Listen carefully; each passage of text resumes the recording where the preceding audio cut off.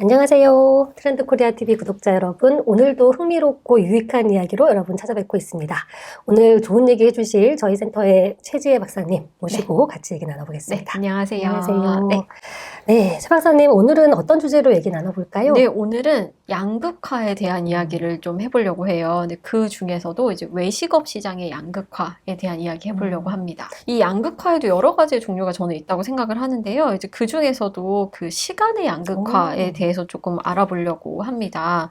정 박사님 혹시 아침 드시나요? 제가 아침을 언제 먹는지 한번 생각해 봤는데요. 주로 운전하면서 옆에 있는 거 먹습니다. 그러면 안 되죠? 역시 트렌디 하시는 분이십니다. 요즘 이렇게 운전하시면서 간단하게 아침 해결하시는 분들이 굉장히 많은 것 같고요. 아침을 그렇게라도 드시면 다행이긴 한데 한국인의 식생활 루틴에서 아침 식사 자체가 좀 사라지고 있다, 이런 얘기가 많이 있어요.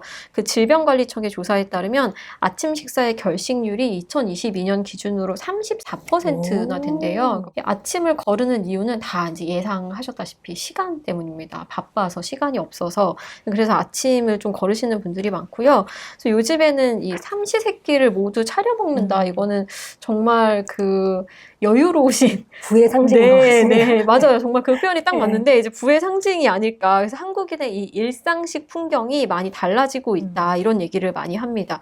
그래서 이 일상식은 이제 간편함이랑 거의 동의어가 되고 있다고 해도 과언이 아닌데요. 이 조사에 따르면 1인 가구한테 물어봤어요. 이 집밥이 뭐냐라고 이제 물어봤더니 이 식자재부터 손질해서 모든 것을 직접 요리하는 것이 집밥이다라고 정의한 비중이, 거기에 동의하지 않는 비중이 점점 더 높아졌다고 해요. 그러니까 특히 나이가 어릴수록 이런 건 집밥이 아니다. 맞아요. 그럼 뭐가 집밥이냐? 통조림 햄, 참치캔, 즉석밥, 이런 가공식품을 활용하는 게 집밥이다. 이렇게 그 집밥의 기준이 상당히 넓어지고 있다. 그러니까 간편함이랑 집밥이 거의 동일함이 되고 있다. 이제 이런 얘기죠.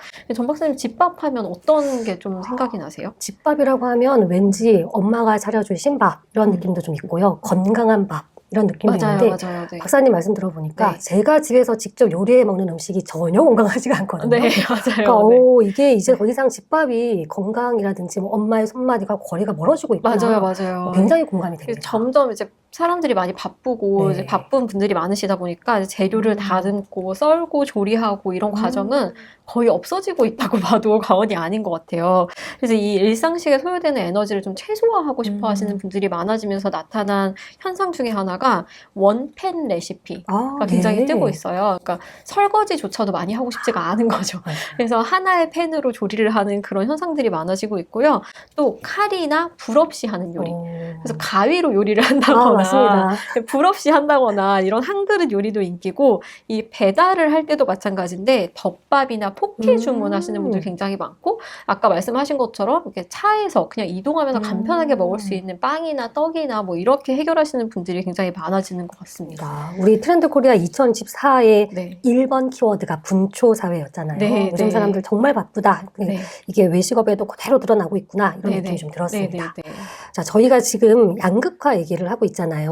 일상식에서는 시간을 아끼는 것이 나타나고 있다. 그러면은 반대 양극화는 무엇입니까? 반대로는 그 시간을 오래 들여서 먹는 식사도 늘어나고 있다는 거예요. 그래서 이게 정말 극단을 달리고 있다. 진짜 시간을 초효율로 먹는 식사가 있는 반면에 이제 길게 여유 있게 식사하시는 게 많아지고 있다는 건데요. 저희가 그 작년에 외식업 트렌드 첫 번째 책에서 이제 한국인의 상차림은 원래는 공간 전개형이었는데 이 서구형 상차림을 시계열형이라고 하거든요. 근데 한국인의 식사도 이 시계열형으로 진화하고 있다, 이런 그 표현을 말씀드렸던 적이 있는데, 이 식사뿐만이 아니고 디저트 파인 다이닝, 혹은 디저트 바, 혹은 티 오마카세, 이 마시는 차 있잖아요. 차 오마카세 등 이 메인 식사가 아닌 영역에서도 오랜 시간 동안 천천히 이런 식사를 즐기는 그런 문화가 나타나고 있습니다. 또 하나의 메뉴를 깊이 디깅하는 그런 식당들도 많아지고 있어요. 혹시 리북 북방이라고 들어보셨어요? 낯섭니다. 네, 리 북방은 이제 세계 최초 순대 레스토랑이래요. 네, 이 순대에 진심인 분들한테는 정말 그러네요. 유명한 식당이더라고요. 보통 순대 하면은 시장에서 그냥 재빨리 먹는 그렇죠. 간식으로 많이 인식을 하는데 이 순대조차도 오래 천천히 음미하는 그런 문화가 나타나는 것 같습니다. 전 박사님께서는 최근에 오래 식사하신 그런 경험 생각나시나요? 제가 밥을 굉장히 많이 먹어요. 그래서 분초 사이를 살고 계셔가지고 내가 밥을 언제 천천히 먹었지라고 생각했는데 박사님 말씀해 주시는 걸 들어보니까 아주 가끔씩 결혼기념일이나 생일날 이렇게 코스 먹는 요리를 가면 거기는 강제로 이제 맞아요. 오래 먹잖아요. 셰프님이 안 주시거든요. 맞아요. 그래서 그런 코스 요리는 확실히 천천히 먹는 것 같습니다. 그래서 그 시계열형으로 정말 진화를 하고 있다. 요즘 이런 코스 요리 먹으시는 분들이 굉장히 많거든요. 그래서 그런 좀 생각이 듭니다. 근데 여기서 더 나아가서 식사의 퍼포먼스가 곁들여지는 그런 트렌드도 관찰을 할 수가 있어요. 그러니까 이제 식사 시간이 일종의 레저 시간으로 좀 확장이 되고 있는 게 아닌가 이런 생각이 드는데 최근에 르뿌띠 셰프라는 게 엄청나게 SNS에서 핫했거든요. 2023년 10월에 콘레드에서 선보였는데 이게 뭐냐면 이 테이블이 캔버스가 되고 이제 3D 매핑 기술로 굉장히 작은 그 셰프가 등장을 하는 거예요. 애니메이션처럼. 그럼 그 셰프가 거기서 막 요리를 해줘요. 그럼 그 애니메이션을 이렇게 막 보고 있다 보면은 실제로 그 요리가 나한테 이렇게 딱 서빙이 되는 겁니다. 그래서 이런 어떤 그 다이닝 퍼포먼스가 인기가 있기도 했고요. 또 최근에 이제 국내 최초로 뮤지컬과 펍을 결합한 이 뮤지컬 펍 커튼콜이라는 게 2023년 12월에 해외에 오픈을 했는데 여기는 이 뮤지컬과 캐주얼 다이닝을 동시에 즐길 수 있다고 해요. 그래서 거기 이제 서빙하시는 웨이터 분들께서 배우 역할을 하신대요. 그래서 이 뮤지컬 넘버를 서빙하시면서 불러주시기도 하고 또 입장할 때 마치 그 뮤지컬 티켓 같은 이 티켓을 받을 수도 있고 이런 좀 이색 경험으로 요즘에 그 20대들 사이에서 데이트 코스로 그냥 핫한 그런 공간이라고 합니다. 자, 지금까지 우리가 시간의 양극화에 대해서 아주 천천히 먹기 아니면 아주 간편하게 먹기에 대해서 말씀을 해주셨는데요. 비용의 측면에서도 양극화가 커지고 있죠. 맞아요. 이 시간과 돈을 들여서 다이닝 경험에 큰 가치를 부여하는 그런 트렌드가 있는 반면에 우리가 주목해야 할 것은 시간을 아끼듯이 이제 비용도 극도로 아끼는 그런 트렌드가 또 한편에 있지 않나 싶어요. 근데 가장 대표적인 현상이 한식 뷔페가 요즘 굉장히 인기라고 합니다. 아무래도 이제 고물가이기 때문에 좀 이 돈을 아끼고 싶어 하시는 분들이 많으신 것 같아요. 이 썸 트렌드에서 2023년에 가을에 좀 발표를 한 게 있는데 이 한식 뷔페의 검색량이 전년 동기 대비 6.58% 증가했다고 합니다. 이 한식 뷔페는 보통 이제 한 8,000원에서 10,000원 정도면 한 끼 식사를 해결할 수 있거든요. 최근에 그런 뉴스 보셨죠? 그 짜장면 값이 10,000원이 됐다. 이런 뉴스가 있었어요. 그러니까 정말 짜장면보다 저렴하게 각종 반찬을 골고루 먹을 수 있기 때문에 특히 대학생들이나 직장인들 사이에서 이 한식 뷔페 인기가 상당히 높은 것 같습니다. 요즘에 고물가로 인해서 배달비가 부담스러우신 분들이 굉장히 많으시잖아요. 이 최소 주문 금액에 맞춰서 주문을 하시는 분들이 많은데 그러다 보면 문제가 뭐냐면 너무 많은 양을 시키게 된다는 거예요. 혼자 사시는 분들. 그래서 이제 여기서 나오는 팁이 뭐냐? 소스입니다. 예를 들면은 이 최소 주문 금액에 맞춰서 샌드위치를 3개 시켰다고 가정을 해볼게요. 그러면 첫날은 기본 샌드위치를 먹고요. 다음 날은 불닭 소스가 있잖아요. 불닭 소스를 곁들여서 매운 샌드위치를 먹고 이 셋째 날은 청양고추와 마요네즈를 섞어서 청양 마요 샌드위치를 먹는 이렇게 다양한 메뉴로 소스를 바꿔서 다양한 메뉴로 드시는 분들이 상당히 많아지는 것 같습니다. 그래서 이제 이런 트렌드에 맞춰서 소스 시장이 상당히 규모가 커지고 있어요. 최근에 소스 시장이 2조 원대까지 성장을 했다고 해요. 그래서 라면 시장 규모보다 성장세가 빠르다. 그래서 미래의 어떤 이 F&B 브랜드들의 새로운 먹거리가 되고 있다. 이런 얘기들이 있습니다.